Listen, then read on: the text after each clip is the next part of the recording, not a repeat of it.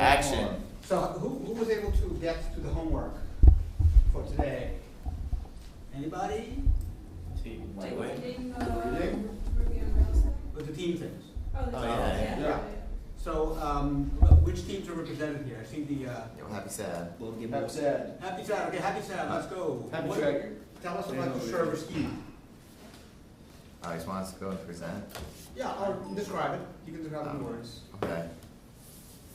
We decided to have one table instead of normalizing it, because that's what Tim said to do. Yeah. Our table. So you say Tim said to normalize, so you decided not to normalize? No, I said don't know. I said just make it simple. Okay. Start. It's like I just wanted to check. Okay, go ahead. And the table has in it? So the table on the Android device has, the ID. Yeah. The ID of? the row ID, the key, the primary key. Okay, which is just a number? Yeah, auto increment. Okay. Then it has the user ID of the person who made the update. What is the ID? What? Tell me what's the data type is of the It's column? an integer. Okay. Then latitude, longitude are both reals. Yeah. Emotion is a real. Yeah. And message is text. Okay. And we decided not to store the image yet. Okay. So you have one table, and what does the user ID number mean? Every user has a unique ID number. Who assigns those numbers? We haven't figured that out yet. Ah. Okay. Or we haven't written in code yet. We think that. But forget about. I understand you don't have the code, but I'm just curious how you imagine that number would be assigned, like in words, not in code. Jared had a good idea that the username that has to be unique, which is synchronized with the server when you sign up for the first time. The user ID is just the username in base 10. Okay. So the username in base 10, in other words, converted from text to a number. Yeah. Okay. So that implies that there's another table then on the server, which is Users to user ID. yeah. I mean, I'm asking. Yeah, that seems to make sense. I mean, in other words, if I log in and I say I'm Peter, and you never know what Peter's number is or Peter even exists yet, how do you find that out? Well, why don't we just have an algorithm that converts it on the fly? Oh, so if two people have the same name, like Peter Salas, the other Peter Salas, But you can't have the same username. Yeah, everyone have an individual username. how do you make it unique? How do you keep it unique? If it's taken, then you just say, sorry, that username was taken. How do you know it's mistaken? If they go and try and make it, and it says, it goes through and tries to make a file, and there's already a file there. File? We haven't talked about file. Or there's already an account, there's already a username that's has that identity. Has that ID. It still sounds to me like you need a table of users then, because how do you know if Peter Salas has already created an account or not? Yeah, I think you're right. I think we could get I away. mean, I may be wrong. I'm not saying I'm right. It could be tricky. So Just saying. the new thing you do is make your username and email address, and those are guaranteed unique. And if we turn names into numbers in a way that doesn't have collisions, then you could also check that way. Just like you give me petersalas@gmail.com, and I'll check to see if that corresponding number exists. But I think just for readability's sake, almost you should have a table of username to user ID. Where would you get my email? That's your login name. To log use into the what? service. To log in to use Happy Sad. Okay, so there's a login. Is there a password? Yes. Okay. Where's the password stored? How do you check that? You use OpenID or something, I don't know. We haven't talked about that in class yet. Okay. I don't know how to do it securely. Okay.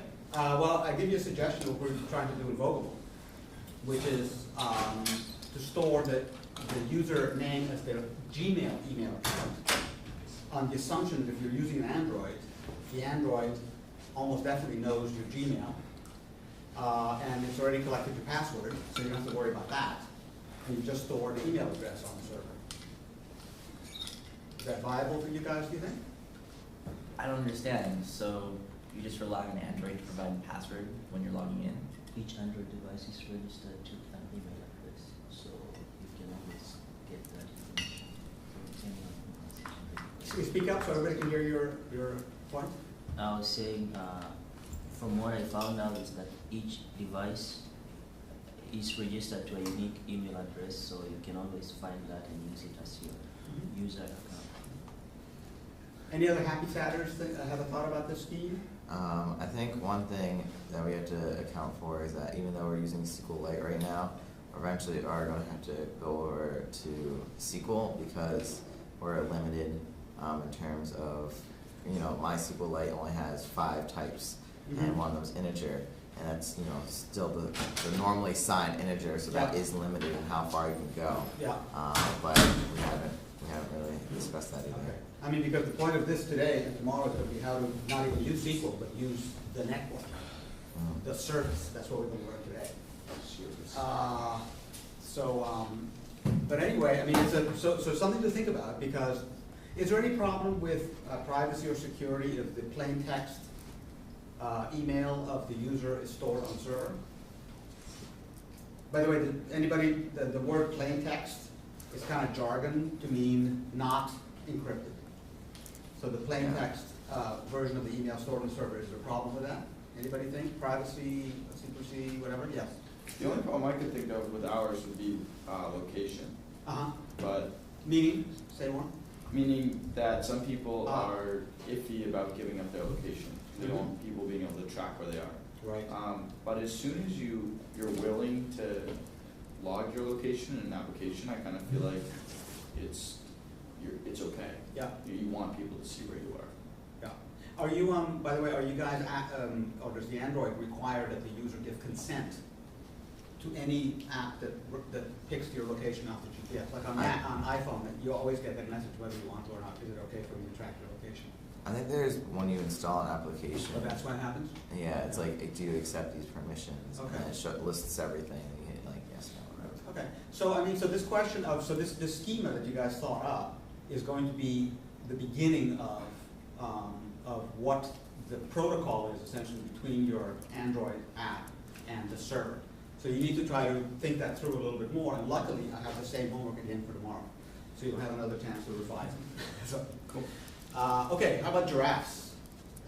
Tell us about what your sorry, mumble? Wait, why am I doing? Wait, this is what you know and we know. No, it. Okay, so for our server, we're going to have a user ID. And First start with the tables. How many tables do you have? We don't know. Well, guess. It's okay, you're thinking about it. Let's think about it together. well, it's 5 tables. One for just the users in general. Yeah. One for the high scores for a particular.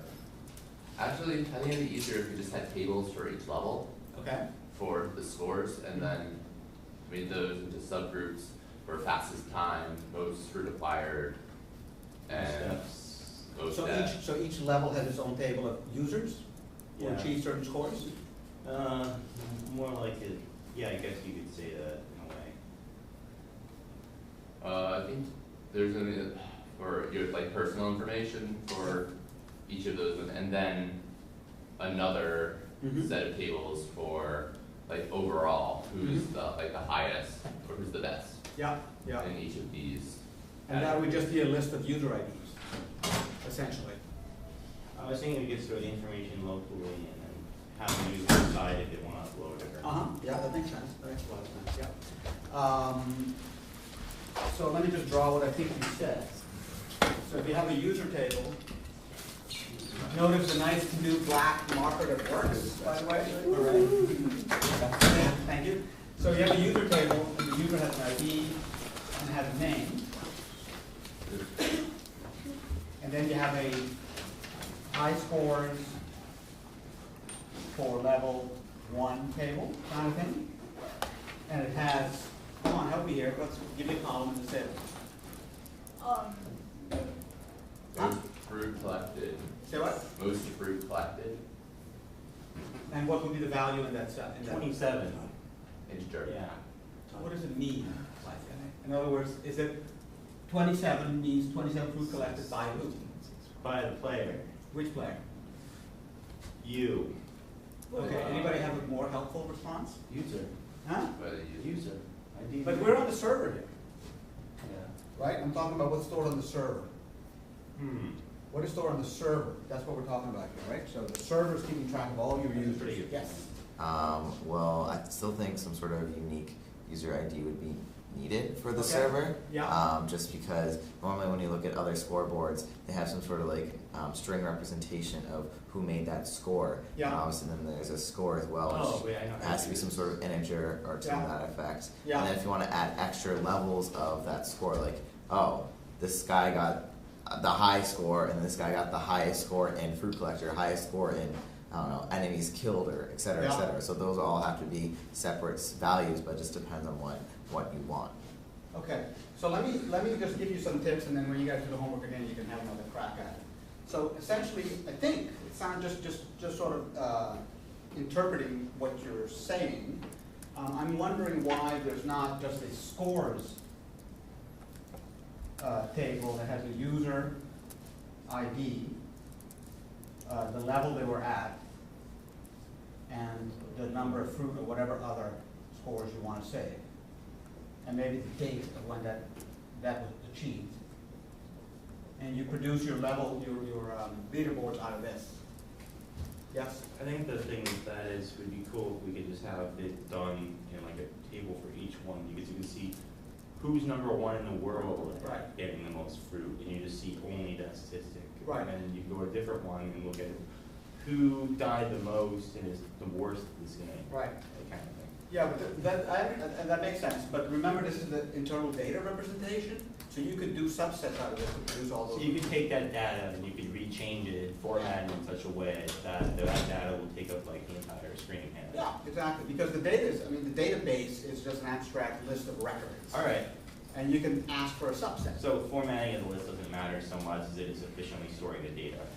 Well, yes, it's not efficiency because you probably won't have enough data to worry about that, but it is convenience because if you sort of force it in one form, then maybe you'll discover a query or a certain report you want to do, which is really hard to create. Yeah. I think one thing maybe it's not realizing is that you have once you have the database, you can make a query to the database with SQL, sequential query language, and ask for, give me the top 10 people from the last 10 minutes in level 4. And it'll give you just that subset, and that you can print as your leaderboard. So it's not, you almost never print the whole table or get the whole table. You always ask for some subset or even combine, find me the users whose total score for all levels 1 through 6 is the highest. Give me the top 10 of those. Right? So really what you want is what's the raw form that you can then make all those queries with. That makes sense? Yeah. Shall I give a quick 5-minute backgrounder on databases? Anybody sort of a little bit? I would take that. Okay, we'll take that. Okay, great. Let me just do that. So, so a database is just what Tim just said. It's a way to store tabular data. That's all it is. Store, not display, nothing to do with the user interface. It's a way to store tabular data. It's like you could take a text file with columns is a database. An Excel spreadsheet could be thought of as a database. The characteristic for our purposes the databases have is that they have a set of tables that you decide. The tables have a name. The tables have a specific number of columns. And each column has a data type. So this could be text. This could be a date. This could be another text. And so on. And they have meaning. So this text could actually be the username. This could be the last login. This could be their email, and so on. You decide that. These database systems like SQLite or MySQL or all those things are designed to store thousands, tens of thousands, hundreds of thousands, millions of records. A record is a row. Okay? And their whole claim, these things have been around for ages, and their whole claim to fame is that if you can convert what you need to store on disk into a tabular form like this, then they can access it extraordinarily fast, deal with updates from many users at the same time, and in general be used in many different ways. Not very profound if you think about it. Now, in addition to having one table, a database actually can have as many tables as you want. So you get to define, in order to produce the answers you need, how many tables and what they each mean.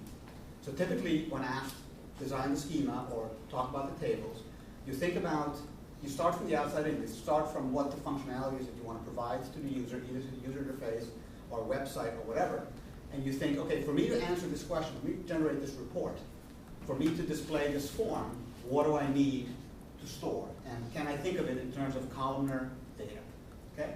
Now, the next level of databases is that there's actually a language, and there's a whole lecture on this next week, I think it's next week, called SQL. It's Structured Query Language, also has been around for ages, which lets you express very complicated, essentially find requests, which people call queries.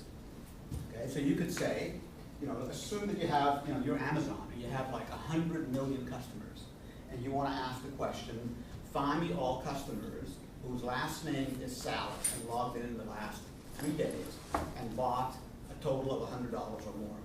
That's a difficult question to answer if you have 100 million customers in a big text file, right? A database can make that very, very fast. And that's what a database is. So when you're asked, and we'll talk a lot about the use of databases in this today and tomorrow, so it's kind of important to get kind of a grounding of what a database is about. When you ask, what should the database look like that's stored on the server, the answer is in the form of, I'll have a table that does this, and a table that does that, and a table that does that. Not directly what's going to be displayed to the user at all, but what is the building blocks with which you construct in a flexible way what will be displayed to the user. So when we say we want to display a worldwide top number of fruits for one level list, and we want to also display a local, like by country, top person, then I immediately think if those are the 2 things I want to do, probably I'm going to have a score table that's going to have user, number of fruit, day it was achieved. I'm going to have another table that's going to be user, country, email, other things. Because then I can say, find me all the users that are in the USA, take those users and find the top people in number of fruits. Now, if then you say, you know what, we also want to be able to report all the people that have a give me another strange leaderboard that you guys might want to display. And I'll use that. Numbers of meters walked. Numbers of meters walked, excellent. Okay, so that to me says if I want to display, so top numbers of meters walked, basically, right? Okay, so that says that presumably whenever you record a score with the server, where you say I want to record this, another fact that gets recorded in addition to how many fruit you killed or whatever is how many meters you walked. So now there's a new column here, numbers of meters walked. Because now I can do a query, a search in this table that says, find me the top people who, the top 10 meters walked. Or I can say, find me the top 10 meters walked among people who recorded the score this month. Or I can say, find me the top meters walked among the people who recorded the score this month who live in the Ukraine. All those things are possible. So that's how you kind of go from, I'll get in a second, how you go from what we imagine today and what we imagine maybe in the future we may want to display to the user, back to, okay, that means that we need tables that look like this. Yes, questions? Peter, I'm a little confused about the fact that I've used Excel spreadsheets and I'd say extensively. Yeah. And I always just had a new column on and have that contain whatever data I want to contain. Yeah. Why am I making a new table? I'm a little confused about it. Okay, well, because Excel, think about if you were in Excel and you wanted to make a long list of members of your club and a long list of all their achievements as hikers, right? And that each member can have hundreds of hikes. How would you structure that in Excel? You have a lot of experience with Excel, so how would you do that?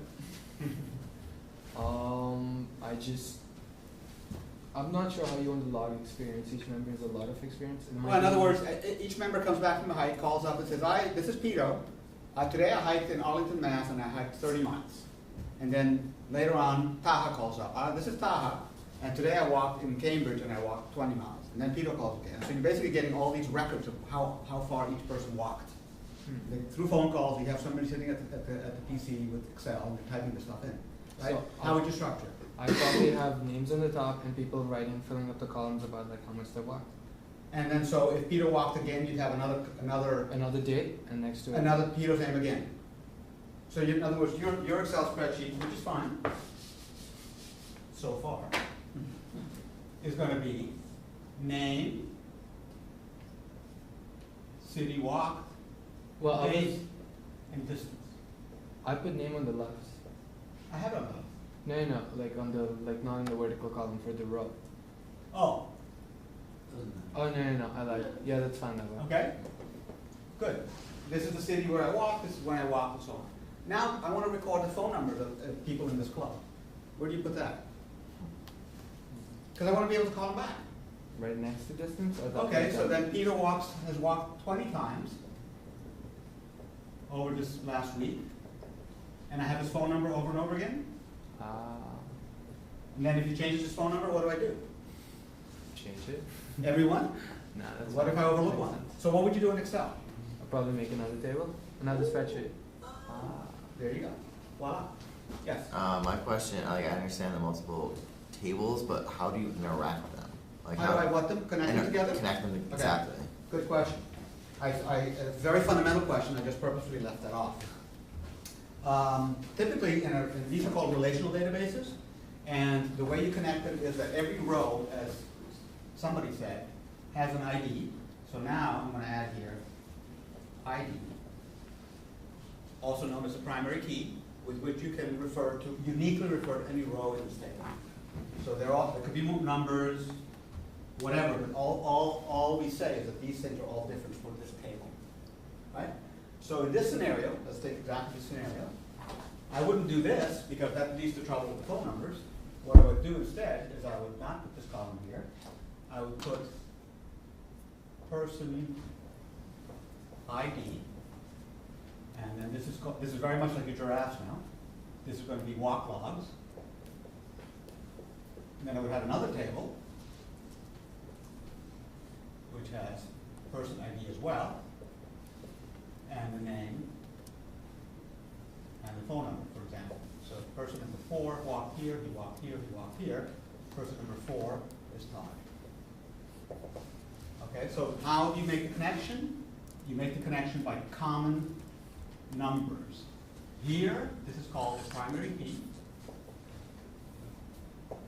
Why? Because it's the unique identifier. Every row is different.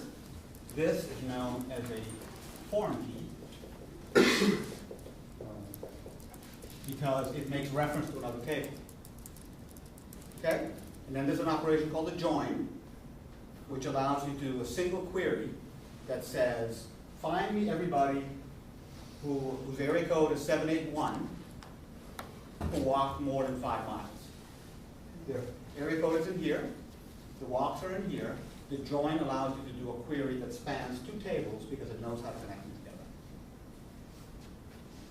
Okay? Yeah? You said it's done by the data that's stored within Yeah. each table. Could that data ever be like wrong, where like it's used a 4, but it's a 4 for I don't know, and his phone number or something? It just sees that and it's like, oh, that's walk or something. Well, no. Yes and no. The database will ensure that every column has a name, which can be changed, but it's hard to change. This was called person primary key, PPK, let's say. This column has a name, PFK, let's say, person foreign key, and that's not going to accidentally change. However, you could, by some error of some kind, have a null in here or have foo in here. That would be known as database corruption. Your database is corrupted. You want me to try to fix it? Yes. And then also, when you actually make the query, you give the 2 table names, and you say where PPK equals PFK. So you're actually saying your time, you're saying, I'm imagining a huge table where I've merged these 2. The incorrect table, Yeah. sorry, Yeah. that Sahar was designing before, where you have the phone numbers in each one. That's kind of an imaginary table that you're able to query. Except in truth, every phone number occurs only once. So yeah, so when you issue the query, you're saying, here's how I want you to relate these 2. 2 things are related if and only if this number matches that number. Database corruption can occur, and that's why sometimes something says, I can't make sense out of your data. Sometimes the database can be repaired, Because you could perhaps, well, in this case, you couldn't really do it too much, but sometimes there's some redundant information that allows you to figure out what it was and fix it. But anyway, that's real, the nickel tour of databases. Anybody totally confused or partially confused still? That wants to ask a follow-up question, because I'm happy to, yes. I don't understand how you link them together with the primary key and the foreign key. Okay. But how, when you say how, you mean how you do a query? Well, you said each column has its own key. No, each row. Each row. Each record. So these numbers, that's 4, that's 5, that's 6, that's 7. These are all different, guaranteed. Okay. Here, this also has a primary key. We're not talking about it right now, which might be the walk log ID. Walk log ID is 412. Doesn't mean anything, it just sets all these apart. Okay. Okay? And this might be whatever different number. And in this column, these numbers are all going to be different. But in this column, because it's a foreign key, it's okay to have duplicates. So the way you connect them together for the purposes of a query is to say, for instance, let's take the question I asked. Find me all people who have phone number in the 781 area code who walked more than 10 miles. How would that work? Well, the database behind the scenes first goes through here, finds all the people who have an area code 781, comes up with a list of primary keys. 51, 52, and 53 are the only 3 that live in that area code.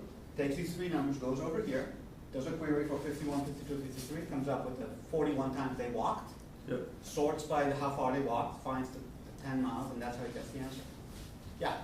Are databases made in a way that could give the user meaning just a random player, say, playing our game, access to a query, meaning that if they wanted to know who's the #1 walker of Ukrainian in an area code of 710, they would be able to search that themselves. Only if you want them to. Now, there's a kind of, in other words, you could create that as a feature, but it has all kinds of interesting problems because they could corrupt the database, they could change something or whatever. But it's also a classic kind of security hole in a website. Although nowadays we know pretty well how to protect against it, but a classic one was you would trick the database into executing a query that the programmer never meant and find out secret information. It's a very classic way to sort of steal credit card numbers or whatever else. SQL injection. SQL injection, which I think we have Still used all the maybe. time. Say what? People still do it all the time. Although it's so well known and so well understood how to protect against it, I guess. That's why I use web audit. Okay, so that's a little bit about databases. Doing security stuff. Okay, but Vogel, you're not off the hook. What is your schema? I think we need 2 or 3 databases. Tables? So, tables, right. So I need a table that would store the user, so they have the email, and then each user has a wish list. Uh-huh. And then the part that I'm not 100% sure about is that each user has a taste manager. Uh-huh. And the taste manager is also a table. Okay. So I think we need another table for that. But And what is the wish list? Go back to the wish list. What's stored in that column? so the wish list would store, so I guess it would be best to have another table for the wish list. Uh-huh. Or you could you store just like an array in it? Would that be- Well, this is an array. Tables Yeah. just store arrays. So yes, Okay. you can. Absolutely. Well, no, I meant like as a column. Yeah, I know, but That would the way you do that in a database Is just have is another- with another database. I Okay. mean, you could, I don't want to say that absolutely. There's ways of storing arrays in a column, but for now, That is. that's not necessary. That's an optimization you do if there are reason to. But the default, the starting point is make another table. But you wouldn't make another table for every wish list. You'd make one big table for all the wish lists. Now, there's one very important table you left out. I happen to know. Item. Say what? Item. Yes. Oh, maybe you weren't done, sorry. Yeah. Okay. Now, every item has a, So every item has a name, a price, a brand, a description, a URL, image file, and a link so you can go and see it on the website. Mhm. And category, yeah, and a Mhm. category. I think that's it. there was a question here Tab. somewhere? Oh, sorry, yes. Yeah, I was just wondering what kind of data databases can store. Would it be able to store sophisticated data like videos and other kinds of media? There's many different kinds of databases. Some are optimized to do that. The ones we are using, not, but absolutely. I mean, by the way, if you think about it, nobody mentioned this, but the file system on your computer is kind of a database. It's not this kind of database, but it's a database. There's a key, there's a way to do a search, it returns a value. So there's many different special purpose databases. If you take like the biggest, most mainstream database out there, Oracle, I think it probably can store video natively, but typically that's not how it's done. So when you have special data types, especially huge ones, you have specialized algorithms and structures with which to store it that are very unique and not present in this kind of database. Yeah. So if you had a huge file, say, in a database, Mhm. like a really, really big video, Yeah. like, would that potentially slow down searching? Yeah, well, it depends on there's very, very clever algorithms having to do with indexing, because in reality, I didn't touch on this either, in reality, if you have 100 million users, you're not looking user. You have fancy B-trees and more newer ways of creating indexes, so you can quickly find a specific user. So it wouldn't necessarily make it slower. And that would be one of the metrics that you would use in picking the right database to store your videos. Yeah. I mean, it's kind of a miracle if you're sitting at a computer and you do a query on a database that you know has 100 million users, and you ask how many, give me a user named Tito Salas, and the answer comes back before you can blink an eye. It's kind of a miracle. And the reason it can do that is because it's not going through each one. It's actually ahead of time has figured out each name that occurs and has a hash table with the appropriate data structures on disk and in memory to make that fast.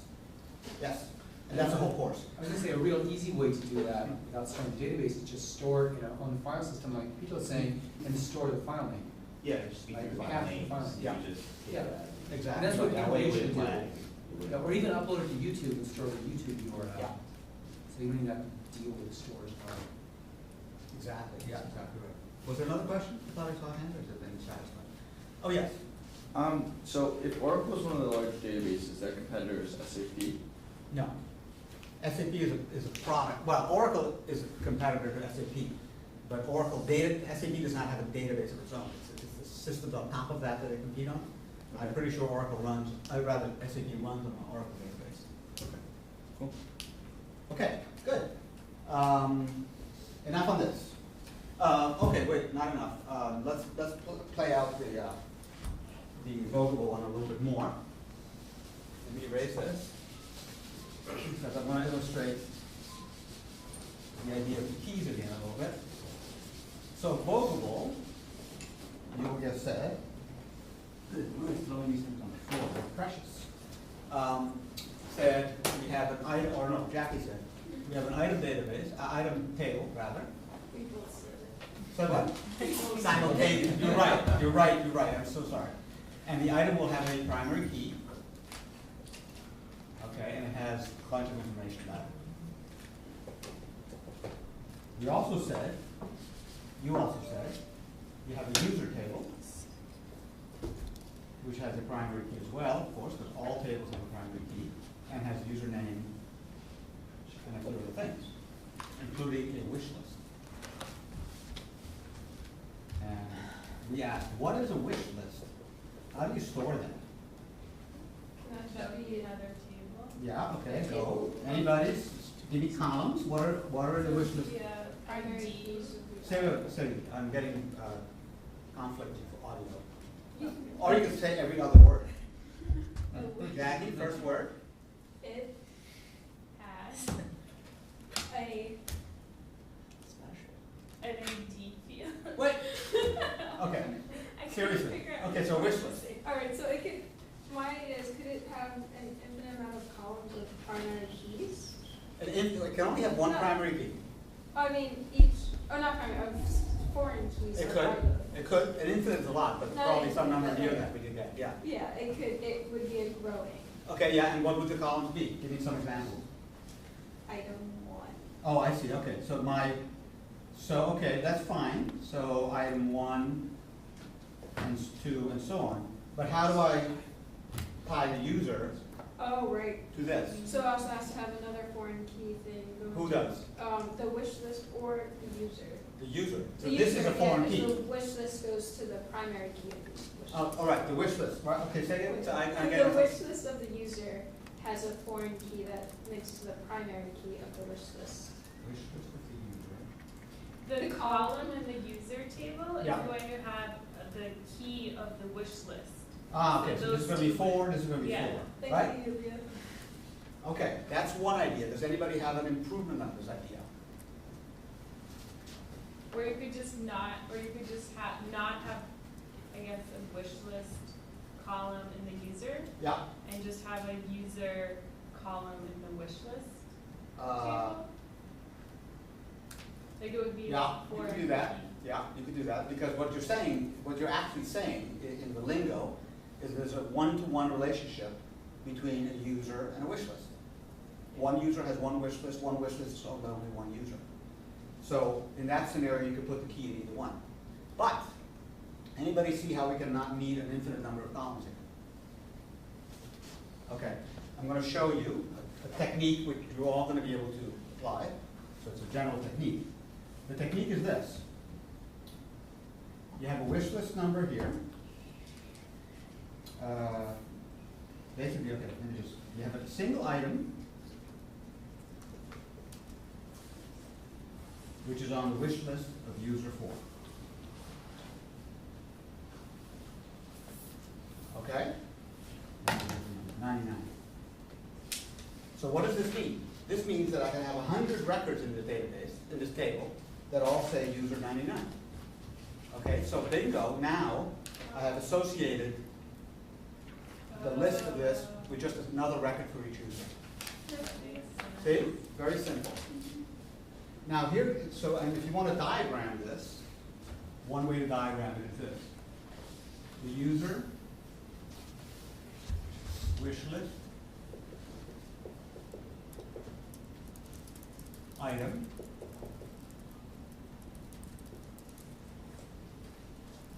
okay, a wish list has many items. So one, let me think about what I'm doing here. One user can have one wish list, but one wish list record. That's the thing that you have to notice. Record in the wish list, not the wish list itself. It's not like this. A record in the wish list refers to one item, but one item can be on many people's wish lists. So that's how you read it. It's very unclear because I'm drawing small. It's just small. One item can be on many people's wish lists, so there can be one item can have many wish list records, but one wish list is only for one item, one arrow. One user has one wish list, and one wish list has one user, so that is just like this. One wish list record belongs to one specific user. Well, can a user have many different wish lists because we have that user column? The way this is here, yes. Yeah. And the way this is written, no, one user 99, you're right, because these are wish list records, not wish lists. So this is one But user I has, think we wanted that. like that. You're absolutely right. So one user can have many wish list records, and one item can be on many wish list records. Does everybody understand this? It's a little tricky. Okay, so given user Peter, he is user number 99, because we see here 99. Primary key for Peter is 99. We go to the wish list, we do a sort for only people whose user are 99. I come up with three records in here. Each record has an item number. There are the 3 items for Peter. So you're gonna need another column in the wish list table then for the wish list number. Meaning, Well, if you're saying that you can have more than one wish list. I said, I was confusing myself. I can have more than one wish list record. Oh, but you can't, I think you just. A wish list record actually is a representation. Isn't that what the 2 errors? One user can have more than one wish list record. Okay. So a wish list Okay. record is a representation Just of an one thing, one item on my wish list. See? So 99 has 3 things, 3 records in this table, 99, 99, 99. I can tell that I have 3 things on my wish list. Product A, product B, product C. And now I can go to the item table and see, this is not Pico, shoes. Unless it's consulting or something. A, yeah, and then 99 is Pico, like that. And then I can look here and see that A is shoes. Okay, so I've got these 3 tables, and that's how they interrelate, and that's a very simple way. And by the way, you can answer interesting questions. You can answer how many people have shoes on their wish list. Because I can go to shoe 99, shoe A, I can do a search through this whole table and find all the A's and find the users that have that shoe on their wish list. So you can do the reverse. People following that? Non-vogable people following this? Okay. Yes. Just a quick question. Yeah. So if you want to have more than one wish list, it'll just have a different primary key, and you can still have more than one wish list? If I wanted to have, if you want to have like the Christmas wish list and the Hanukkah wish list, where would you put it? Well, because I'm married to a Catholic eventually, so it's okay. So it's Well, in wish list, I just have, like in the user tab, I just have a new number for wish list. yeah, I can do And that. and that'll become my primary key in the wish Absolutely. list table. Yeah. Christmas, Hanukkah. Yeah. But another, that's perfectly good, respectable, and honorable. No, not like that. What I was just saying was, I'll just have your name repeat in the user table. Oh no, you don't want that, because now you have a problem, because if you're storing my phone number, because this is the user table. You wouldn't want two records for Peter here, because now you get trouble. But what you could do is actually remove this altogether and put a column here, which is wish list type. Right? And now this could say Christmas, Hanukkah, Christmas. Now I can see that actually user 99 has 3 things on some wish list, product A, B, and C, but he selected product A and C for Christmas and product B for Hanukkah.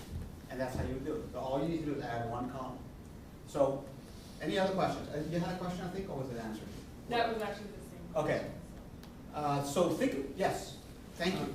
I want questions, because I know there's at least a few people that are a little bit messed up.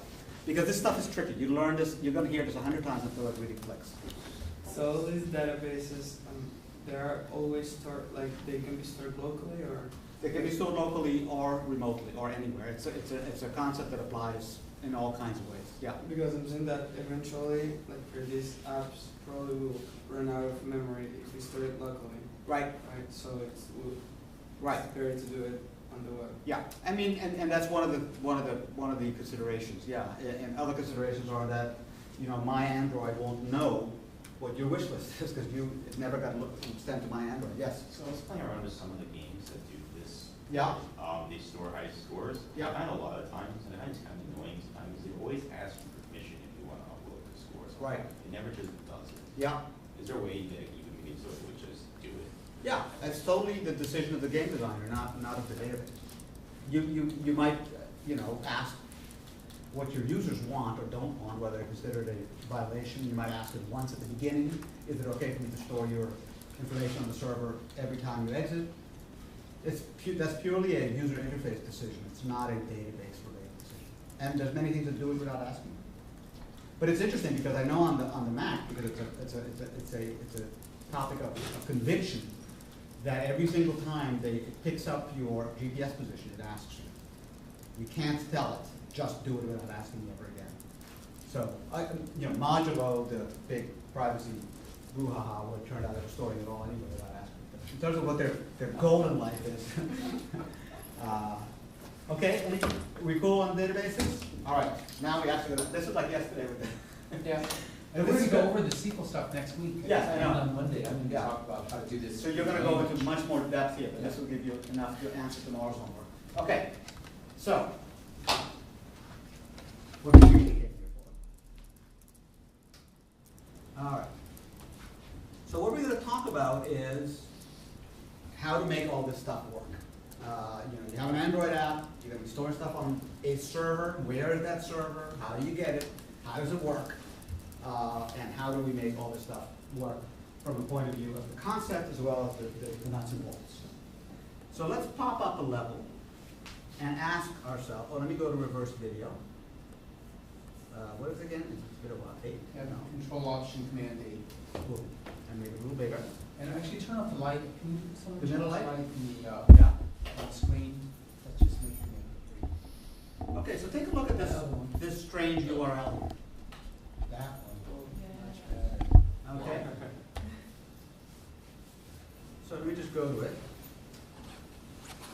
This is the first blog post I ever did. And look at that URL. And imagine what's going on behind the scenes. In other words, somehow it's going to display the first blog post that I did back in whenever it was. 2003. Huh? 2003. 2003. When I didn't really know what the hell a blog was or what I was doing.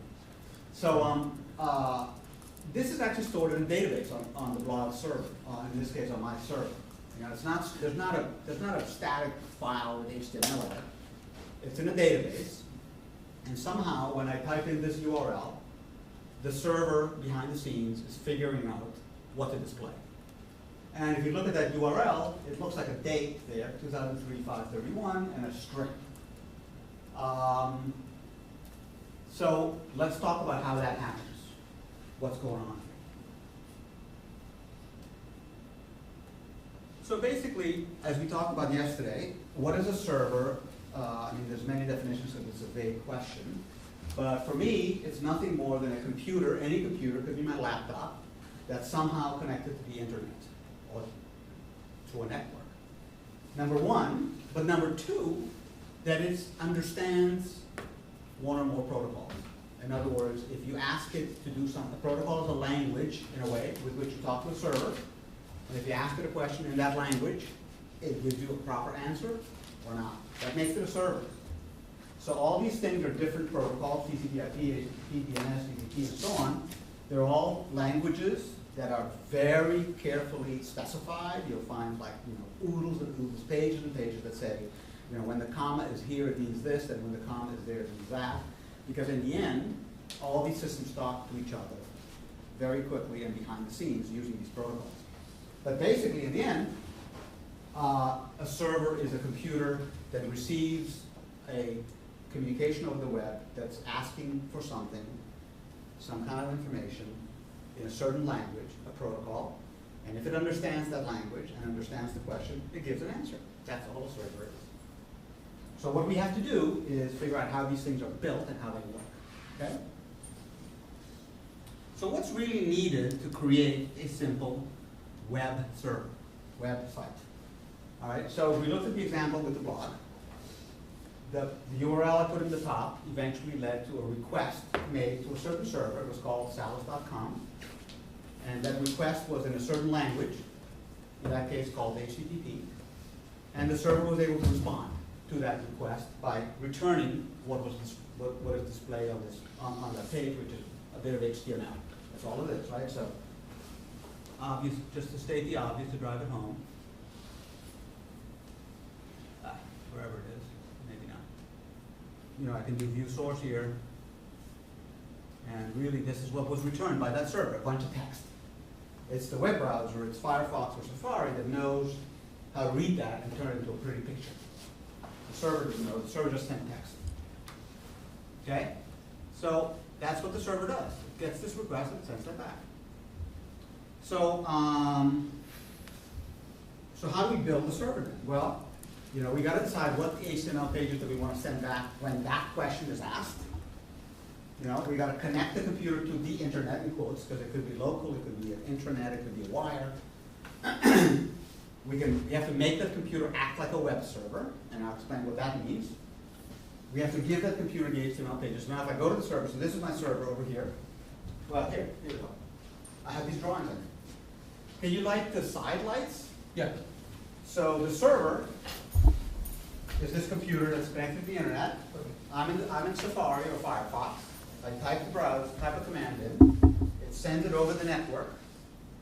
It knows which this one is based on the IP address and the DNS name we talked about, so it's able to find it. And then the server does something magical, and it returns HTML back, and the browser displays it. That's all there is to it. Okay? That assumes that there's a little bit of HTML that's sitting here somewhere on the file system, little file, foo.html. But in reality, that's not how it works. Sit there.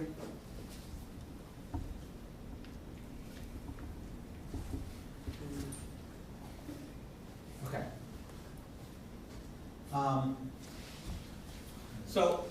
In reality, in almost every single website you go to, I would say, almost every single website, that HTML that's returned is not stored in a file on disk called, pedos first post.html.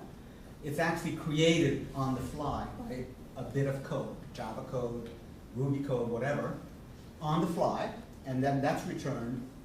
And so the thing that's creating that code on the fly is running on the server. It's a little routine, makes a text string, concatenates quote, angle HTML quote to the name quote, and it just builds it up as a string and then returns it. And that's what gets passed over the wire, or when I say the wire, over the network. The browser gets it, interprets it, and understands what it means. That's all there's to it, yes? So is that done in like PHP or? That's one of the many languages, very, very common languages which that's done. Okay. That's exactly right, yes. So if, with the data tables, Yeah, that would be served in a web server too, and that wouldn't have HTML pages. correct. How would that? You're jumping ahead, but absolutely right, yes, absolutely right. And it's funny because when this idea was invented, whatever it was, before, well after the web existed, I mean, for the first 10 years of the web or more, all people thought of was HTML files that get sent back and forth. That's how it started.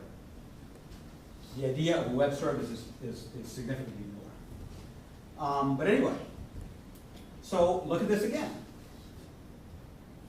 So really what's going on is, conceptually, and this is fake, this is extremely fake code, this is what's happening.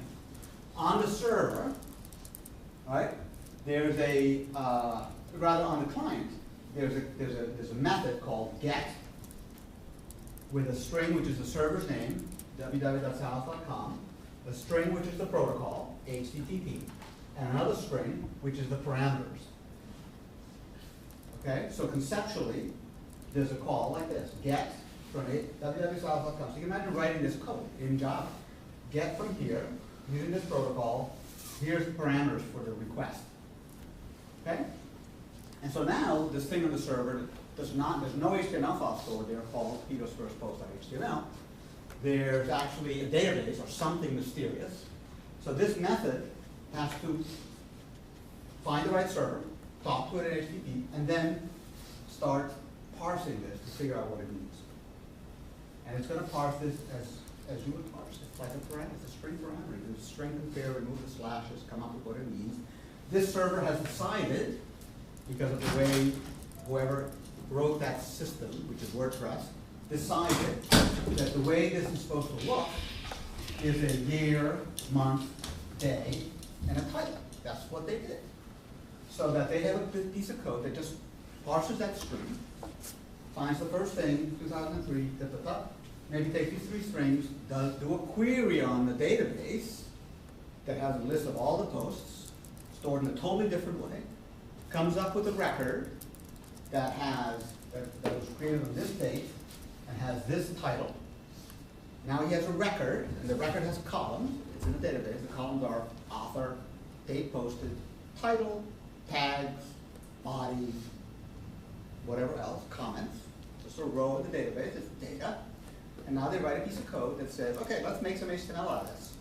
Okay, we'll start with the HTML tag, quote, HTML, close quote, plus, because we're going to concatenate. Okay, now angle bracket title. Okay, now I'm going to get the title out of the record, put that in. And they built this up as a big piece of, this is all, I'm making up stories, but conceptually this is what happens.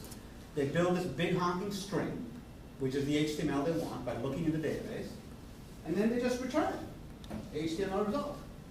Big string, send it back to the browser, boom. The browser goes, I see, here it is, boom, I draw it. And that's essentially how the round trip works. And it works that way for every single website you've ever been to. Okay? Yes, did you have? Sorry. All right, so digest that for a second and ask any questions that come to mind, because I'm going to build on that. Is that kind of clear? It's pretty amazing in a way, because this was the original invention of Tim Berners-Lee of the World Wide Web back in whenever he did, was this idea that you could have a string, a URL, which identified, or wherever, the URL, which identifies a resource somewhere on the web, doesn't matter where it was, and that part of the rule set is basically the URI protocol, what is the structure of this string. He also then defined what the text would look like that would be transmitted over the protocol and how it would be displayed on the screen. And he described how this protocol called HTTP worked. So those three building blocks were there from the very start. The first thing called the www, year 80 something, 70 something, I don't know. No, 89. 89, okay. The first idea is 91. Yeah, those three are the building blocks even today, totally. In fact, the last speaker we had, the semi-last speaker we had is a guy who works with Tim Berners-Lee on the specifications of these protocols. So it's been very interesting. He's going to be talking about HTML5. So that's like the descendant of the original HTML. But anyway, this thing gets assembled, and so the server's job is to take this request that has essentially conceptually those three parameters, run some mystery code, looks in some database tables, and generates this body of text, returns it. Was there a hand or was it answered? Yes. Yeah, I'm stuck on that part. Yeah. The parameters, I don't really understand how it takes, I see the parameters. This. Yep, I see it. Yeah. The process at which the server just, I don't know. Okay, well, let me take you through it. You can imagine having a function that has this prototype, and it's this string. But on this table, in the case of the block server, we're going to erase this and draw what the table looks like on the block server. Again, metaphorically and conceptually. We have one table, which is block posts, has a primary key, has a date on which the post was done, has a title, which is text, has a body, which is text, has tags, for example, which is more text, and has other things. And so this is the first blog post I ever did. There it is. And there's all the other ones. One row. Okay? So you write a piece of code, a subroutine called get, that takes this string and wants to figure out how to create an HTML page for it. That's what it has to do. So it says, okay, I know by convention, because that's how I built the server, that's how I want URLs to look, that the first three things are a date. So I do a scanf, I take it apart between the slashes, I grab those three numbers, 222, I feed it into the appropriate Java call that turns that into a date variable, data type date, and I do, that's one part. The second part is I take this string, and I do a query on this table for anything with date, as I just computed, title from that. If I get a hit, I'm in good shape. If I don't get a hit, what happens? Well, let's find out. I'm going to type something in that's not in the database. I'm going to say no. And it goes to look in the database, and what happens? Not found. Error. You've seen that, right? Not found. So what it did was, it did the query in this database, and there's no records here. I can't do anything. It returns a 404. That's what a 404 is. So, if it does find it. So when you call it parameters, it's not placing anything. It's looking for something. It's looking. It's a get. Because I'm reading from that web server. I'm asking, give me this page. And then it finds these numbers. It finds the date, finds the title as a string. So now it gets a title. It's a variable. Is my first, etc. Body is whatever. And then he starts going. Result is quote. This is text, just text, right? Title, close quote, plus title, the variable title, plus, and it goes on. So this becomes a big text string with HTML in it. And it just returns that in the browser because it knows HTML is how to display. So for the date aspect, is that part of the requirement? Or no, I don't really have to come back? I mean, if you just type in no, I don't really have, is it going to find that title and just return the page? No. Or does it need? It needs the whole thing. The convention for this server, because every server's URLs that it understands are different. It's just totally application specific. For this particular web server called salad.com. The convention is that the URLs look like that. And so the code on the server is going to look at this, try to build the data out of it. If I put a word in here instead of a number, it's going to go not found. Same, it's for the same reason. Anybody else? Everybody crystalish clear? Okay. Okay, good. So, but here's the thing that made me think that happened. Let's say now I'm taking us back, maybe 5 or 10 years.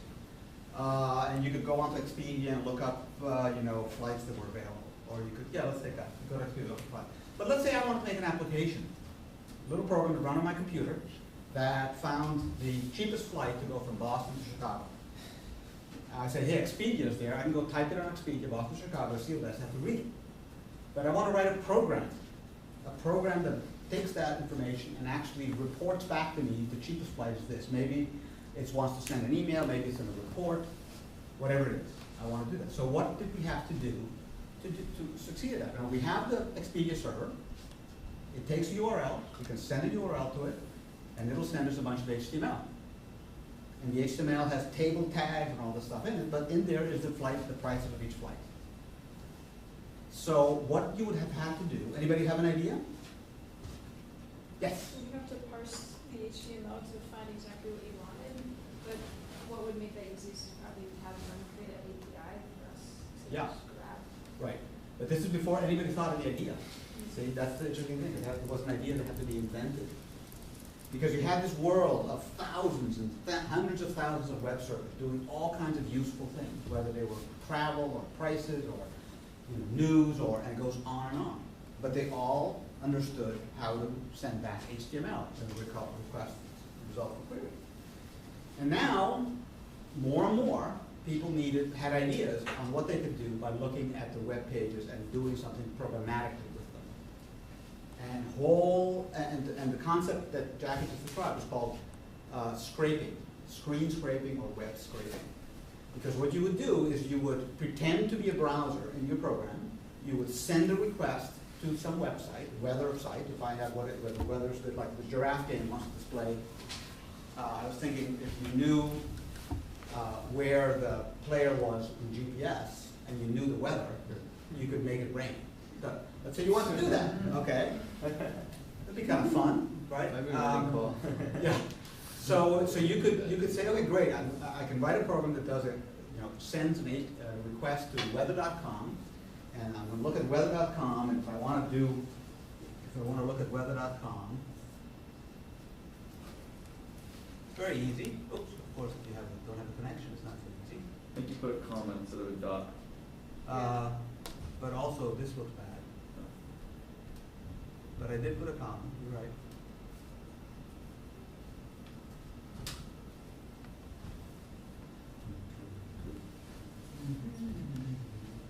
There you go. It's very weak. Is JBS 2011 working? Yeah, sometimes. Okay. Anyway, while we wait, you know what this is going to show? It's going to show a page and say enter zip code. I'm going to enter my zip code in by hand. And I'm going to hit enter, and it's going to display this big picture with maps and ads and all this stuff. But in there somewhere, there is the weather at my location.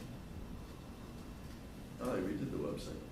474. Because it's an X-ray vision, that's why. Well, it's rearranged. Okay, so there's, now look at the URL. See? Weather.com, weather today, Arlington plus, MA plus 02474. Oh, no. So something on the server is taking that string and parsing it to know that, okay, this caller wants today's weather, and the location is Arlington and 02474. Cool. Okay? Now, I want to make the giraffe game be responsive, right? So that's no problem. I do this get, and I get this stuff back. Oh, wow, interesting. Peter, I had a quick question. Sure, go for it. So you gave it the information that you wanted the weather for 02474. Yeah. Why did it parse and add 2 extra things that it didn't need? Ah, very interesting question. Organization. Well, first of all, you made a jump there. I never typed into the URL. I didn't type up there. I typed wherever it is. Here. Mm-hmm. So if you go to where I typed, actually, this was the URL. So what happened was that when I typed in that request in the zip code box, that was a request that went to the server. The server this time was asked, somebody typed 02474 in this box, what HTML do you want to return? And the server can return HTML, but also at the same time tell the browser, change the URL to something else, because I want to create the effect of having moved to another page. So in addition to returning the HTML, you can return the new URL when you end it up. Or there's many ways of doing that. But the point, yes? So we didn't actually change the page at all? Or it did change? It did change. In other words, my point is, if I type 02474 here, and I hit enter, it's sending, I haven't gotten into this yet, but it's sending, instead of a request, instead of a read like this, well, this was the read, but the get, the one we were talking about before, get and then return the value, like for the blog post. This is a post, a different verb in the HTTP language, which says, here's some data, do a query based on this data. And then the server returns HTML again, but this time is the result of the query. Okay. Okay? So it didn't really even need to change the address? You could just get the web. It didn't need to change the address. However, the reason they changed this address, anybody have a guess? How is that useful for the user? Consistency? Like, Consistency, you could go to, yes. like browsers, you can see what pages you visited. Yeah. You can favorite that too. Oh, you can make a favorite. That's it. That's the reason. That's exactly the reason. Now the favorite is not just to weather.com, it's to a specific query. Okay? So if I do a view source on this, which I was failing to do for a complicated reason, but I would see a whole ton of HTML. And in there somewhere, not in this page, but in there somewhere there would be rain, which is today's weather. It would be a word, or worse, it might just be an image, a JPEG. So now Giraffe Game would have to analyze this thing, parse it, find it, and say, ah! Okay, yes? And then if you just click Apple S, it'll save it in a folder to your desktop. Yep. All the HTML. Yep, yep, exactly right, yep. So here it is, and now, now the reason it's not letting me do a view source either because they purposefully tried to defeat that, or because It looks like, it's frames or something like that. it looks like there's a lot to scroll though. Oh, there's a lot to scroll, but very badly formatted. Okay, here we go. Sorry Yeah. about that. That's exactly the reason. Okay, and in there somewhere, see if I can find, no. In there somewhere it says raining. Yeah. And so your Giraffe app could go and parse this thing and use all your fancy schmancy text processing to find that word raining. And that's how it was done. And that's called screen scraping. Yes, because you're scraping it off the screen. So Oh, it's 10 past 11. Ooh. So the- Sorry, ask the question, then we'll break. So the programmer has to see, always has to see first the HTML codes, Yeah. and then write a program. Or he can make, yeah, he always has to see first the codes, right? For the parameters? If I want to make like the airplane thing, Yeah. airplane ticket to Yeah. to read to get the lowest. Yeah, you'd have to get the HTML and then write complicated, hairy text processing to find the price. And there's a huge problem with that, of course. It's very brittle in the lingo. It's not robust. How would it break? How easily would it break? Yeah, If somebody changes the format of the web page, you're gone. you're gone, exactly, you're gone, okay? So, but for a long time, this was such a powerful idea. We had all these web servers, these web pages all over the world with useful information, stories, news, photos, whatever. It was such a useful resource that that's what people did. And then one day somebody said, what if we could treat these websites as more than just a website? What if we could treat them like a database? What if we could access it as data, not as just HTML? Let's take 5 minutes and come back. We'll get there. Yo, but, do you have Hey. your phone recording with you? Can I? Can you look at that? Cameraman sleeping on the job. No, just I kidding. was perfectly good.